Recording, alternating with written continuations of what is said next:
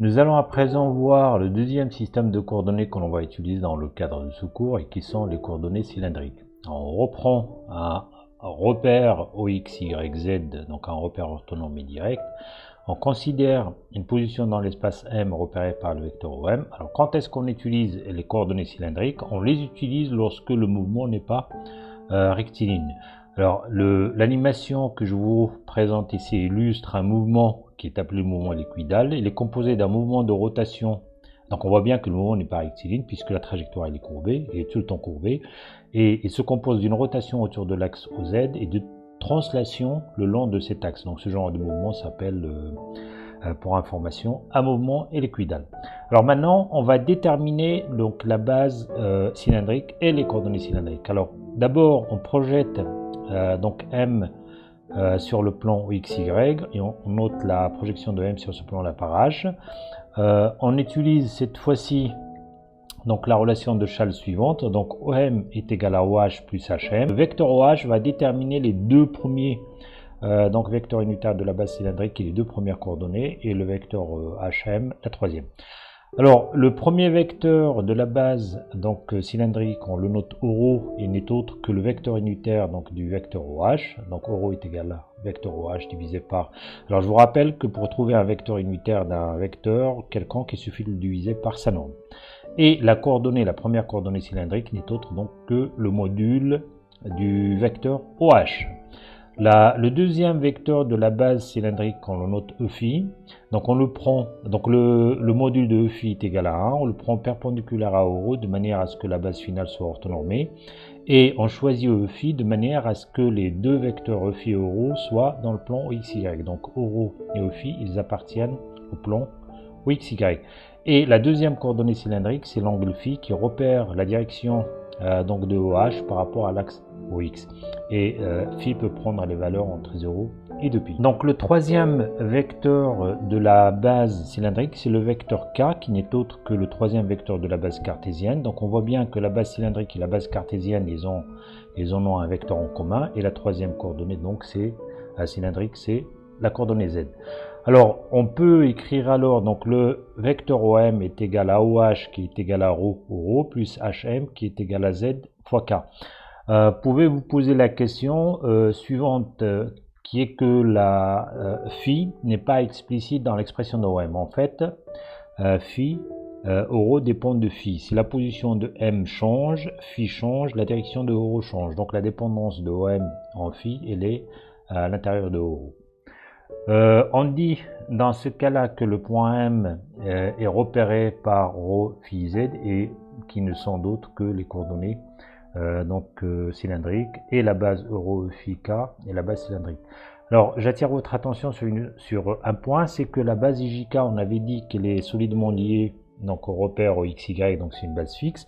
Par contre ici, une base fixe, ça veut dire si la position de M change, les vecteurs I, J et K ne changent pas. Par contre ici, si la position de M change, alors la direction de ρ et de phi change et par conséquent la base change. Alors on dit que pour qu'une base soit mobile, ça veut dire change, il suffit que l'un de ces trois vecteurs change. Parce que vous pouvez constater dans notre cas ici que K ne change pas. Par contre, les deux, ils changent. Alors, on va s'intéresser à trois cas particuliers de mouvement de M. Alors, le premier cas, c'est lorsque Phi est constante, Z est constant et ρ varie. Alors dans ce cas-là, le mouvement de M va être le long, donc tout simplement du segment de la droite qui passe par M et qui passe par ce point-là. Donc, l'animation suivante illustre ce mouvement-là. Le deuxième cas particulier, donc si ρ constante, Z constante, donc ρ constante, ça veut dire M, au cours du déplacement, M reste à une distance constante de l'axe Z. Z constante, donc il reste sur ce plan-là, Phi varie, par conséquent, comme Phi prend des valeurs entre 0 et 2π, donc M il va décrire tout simplement un mouvement circulaire. Le troisième cas particulier, c'est le cas où ρ est constant, Phi est constant et Z constant. Et l'animation que l'on vient de voir donc illustre cette situation.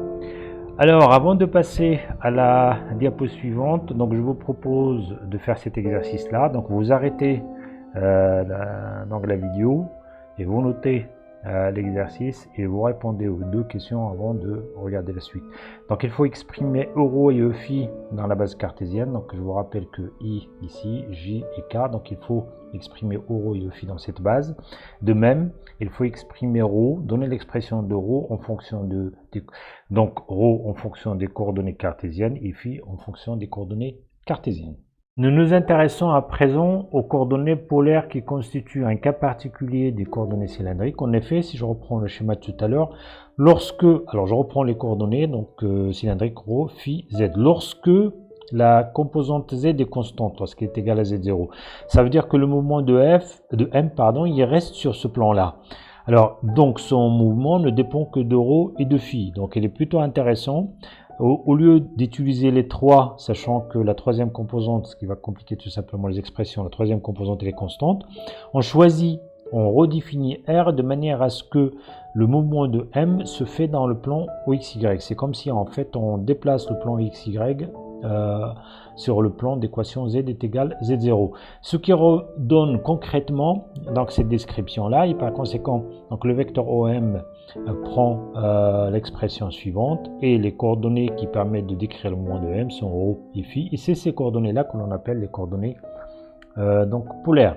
Et la base euro phi, on l'appelle également la base polaire. Alors en général, lorsqu'on exprime un vecteur sur cette base, de cette façon-là, la composante selon euro, donc vers s'appelle la composante radiale, et la composante selon phi, vphi, ça s'appelle la composante orthoradiale. Ortho, ça veut dire la direction sur laquelle la composante de vphi est calculée, et les ortho perpendiculaires à la composante, plutôt à la direction radiale. Je reviens maintenant sur le corrigé des deux questions qui sont données auparavant. Alors, pour exprimer les vecteurs de la base cylindrique dans la base cartésienne, je commence par euro. Alors, je reprends du schéma les choses qui m'intéressent seulement pour ce calcul. Alors, pour trouver les composantes de euro selon I et J, il suffit de projeter euro sur I et le résultat dans la composante selon I, projeter euro sur J et le résultat dans la composante selon J. Alors je commence par la projection sur I, et donc la composante de euro sur I, c'est donc cette longueur-là. Et par conséquent, on va faire un peu de trigonométrie. Cosinus de phi, c'est l'angle donc adjacent sur l'hypoténuse. Comme l'hypoténuse est égale à 1, donc le côté adjacent est égal cosinus phi. Et je fais la même chose, la projection de euro sur J, ça me donne ça. Alors j'utilise le rectangle, donc les côtés opposés d'un rectangle sont égaux, et par conséquent ce que j'ai ici, je l'ai là. Or ça, le côté opposé sur l'hypoténuse est égal sinus phi, comme l'hypoténuse, comme tout à l'heure, est égal à 1, donc ce côté-là est égal sinus phi. Et par conséquent, euro va être égal à cosinus phi I plus sinus phi J, et c'est l'expression qui est là. Alors maintenant, je reprends pour phi. Alors, on refait la même chose. La seule chose à laquelle il faudrait faire attention, opposer la projection de phi se trouve dans la direction opposée de I. Et pour ce qui est de la projection sur J, c'est toujours cosinus phi. Par contre, l'autre projection, au lieu que ce soit sinus phi comme ici, là, euro et J sont dans le même sens. Par contre, là, phi et I sont dans le sens opposé, ça donne un moins. Et l'expression donc de phi sur la base cartésienne devient moins sinus phi I plus cosinus phi J. Pour ce qui est donc de l'expression de ρ en fonction de X et de Y, je reprends le schéma qui est là. Alors, donc, je reprends le schéma qui est là. Comme j'ai ici un rectangle de côté X et Y et de diagonale, ou plutôt, oui, de diagonale ρ, alors j'utilise le triangle qui est là, qui est un triangle rectangle ici. Alors, l'hypoténuse au carré est égal x au carré plus y au carré, ce qui donne ρ est égal à la racine carrée de x carré plus y au carré, c'est le résultat qui est là. Pour retrouver l'expression cette fois-ci de phi en fonction de x et de y, donc je vais utiliser les relations qui sont ici. Cosinus phi est égal à x sur ρ, sinus phi qui est là, donc sinus phi donc, est égal à y sur ρ, c'est ce que j'ai ici. Et si je divise cette ligne par cette ligne, et en simplifiant par ρ, ça devient tangente phi est égal à y sur x, ce qui implique que phi est égal à arc tangente de y sur x. Et donc, les expressions que vous avez ici, surtout les schémas qui sont ici, vous avez donc Il est très important que vous les compreniez très bien parce qu'ils constituent en fait la base des différents calculs que l'on va aborder dans les cas où on a soit les coordonnées polaires, soit les coordonnées cylindriques. On passe au troisième système de coordonnées que l'on va utiliser dans ce cours et qui sont les coordonnées sphériques. Alors, pour ce faire, on reprend un repère orthonormé direct et on considère un point M dans l'espace repéré par le vecteur position OM. Alors quand est-ce qu'on utilise les coordonnées sphériques? En fait on les utilise quand le mouvement n'est pas rectiligne. Alors pour construire la base sphérique et les coordonnées sphériques, tout d'abord on considère une sphère de centre O et de rayon OM. Ça veut dire que le point M il appartient à la surface de la sphère. Considérons maintenant la projection de M sur le plan XY que l'on note par H. Ensuite, la première coordonnée sphérique, c'est R qui n'est autre que le module du vecteur OM. Et le premier vecteur de la base sphérique, donc qui repère les variations de R, qui est le vecteur unitaire dans la direction où R varie, et n'est autre que le vecteur unitaire du vecteur OM. Donc ER est égal à OM sur le module OM, donc qui est égal tout simplement à R sur petit r. Ensuite, la deuxième coordonnée, c'est θ, c'est l'angle que forme le vecteur OM avec l'axe OZ. Faites attention, θ, elle prend ses valeurs dans l'intervalle 0π, et non pas 0,2π. Et le vecteur unitaire qui repère donc les variations de θ, c'est Eθ. Alors on le prend perpendiculaire à ER et il appartient au plan π. En fait, en réalité, le vecteur OM, Eθ, ER et l'axe OZ, tous ils appartiennent donc au plan π. Et la troisième coordonnée sphérique n'est autre que l'angle φ que l'on a déjà vu dans le système de coordonnées cylindriques. Et on peut, donc vous voyez que le système de coordonnées sphériques et le système de coordonnées cylindriques, ils ont en commun donc la coordonnée φ. Et φ, par contre, cette fois-ci, il varie entre 0 et 2π. Et le vecteur unitaire qui repère les variations de φ, c'est Eφ. Alors ce qu'il faudrait savoir, c'est que Eφ est perpendiculaire à ER et à Eθ en même temps, et par conséquent, il est perpendiculaire au plan π. Et puisqu'il est perpendiculaire au plan φ, ça c'est très important. Eφ ne dépend que de φ. Eφ ne dépend pas de θ. Par contre, ER et Eθ, eux, ils dépendent et de θ et de φ. Et donc, dans ce système de coordonnées, donc M est le repéré par R, θ et φ, et OM peut s'exprimer de cette façon-là. Donc faites attention, même si sur l'expression de OM, il n'y a que, ou plutôt dans l'expression de OM, il n'y a que petit r qui apparaît, en fait θ et φ, ils sont implicitement dans le vecteur unitaire ER. Alors, comme je viens de dire, les coordonnées R, θ et φ sont appelées les coordonnées sphériques, et la base ER, Eθ, Eφ est appelée la base sphérique. Alors maintenant, on va revenir sur certaines terminologies qui sont utilisées en géographie. L'intersection entre le plan OXY et la sphère nous donne ce cercle-là. Et ce cercle-là, ce n'est autre que ce que l'on appelle l'équateur. La même chose, le cercle qui est vertical, qui passe par le point M et qui est contenu et qui appartient au plan π, donc ce cercle-là, on l'appelle le méridien. En fait, ce sont les méridiens qui permettent de définir les fuseaux horaires. Comme vous le savez, donc le globe terrestre, en fait, elle est divisé en 24 fuseaux et chacun des fuseaux horaires détermine donc l'heure qui est pratiquée dans la région correspondante. La même chose, le cercle, cette fois-ci, qui passe par M et qui appartient au plan qui est perpendiculaire à π, en fait, elle est parallèle tout simplement au plan de l'équateur. Donc ce cercle-là s'appelle le parallèle ou la parallèle. Donc on a trois cercles intéressants, l'équateur, le méridien et le cercle parallèle ou la parallèle. Alors comme on avait fait pour le système de coordonnées cylindriques, on va revenir sur quelques cas particuliers. Alors le premier, quand phi et θ sont constants et r varie, donc phi et θ constants, c'est seulement r varie, donc le mouvement de M il se trouve sur le prolongement du vecteur OM, d'accord, c'est plutôt il se trouve sur la direction de E indice R. Quand phi varie, par contre cette fois-ci θ et r sont constants, donc r et θ sont constants, par contre phi varie, ça veut dire M il va décrire le cercle de la parallèle.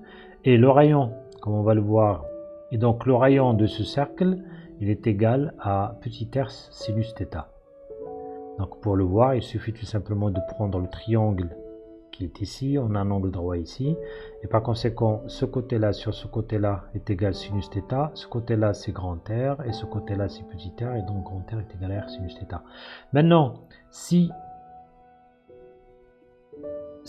nous avons R constant, phi constant et θ varie, cette fois-ci, le mouvement du point M se trouve sur le méridien, et le méridien, donc c'est un cercle dont le rayon est égal à petit r.